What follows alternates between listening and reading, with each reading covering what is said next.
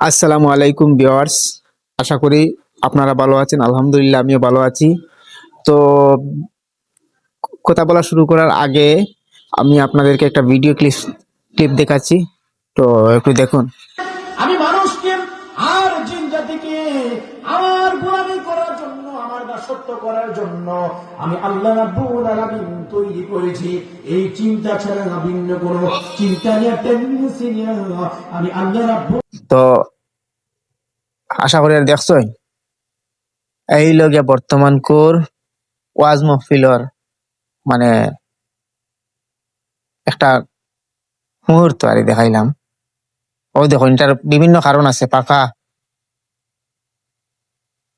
ফাঁকা ময়দান, একলা বইয়া তাইন ই হজরতে হুজুরে একলা বইয়া ওয়াজ খতরা।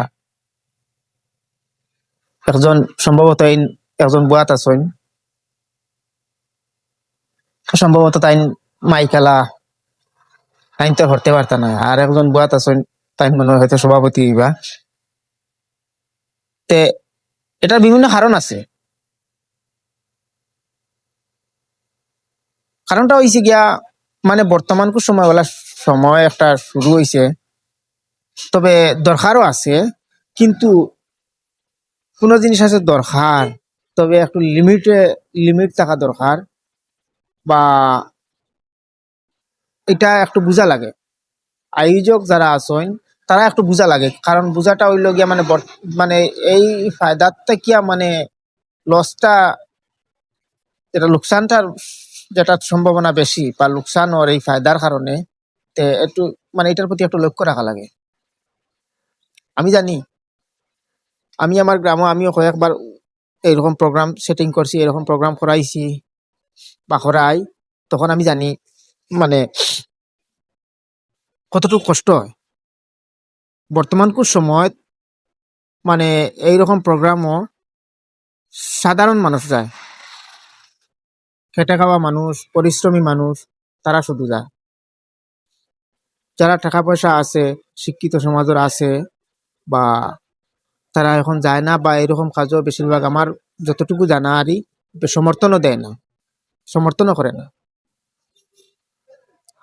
এমনকি আমার পরিচিত কিছু মানুষ আছেন, বা আমার লগেও কইছেন যাইতাম তো ঠিক আছে, কিন্তু যাবার ইচ্ছা করেন, কিন্তু আর্থিক অবস্থাও বর্তমানে বালা না, বা কোনো একটা অসুবিধার মধ্যে আছি, গেলেও তো দৌড়াইয়া দিলে বা 5,000 10,000 দিবা অমুকে।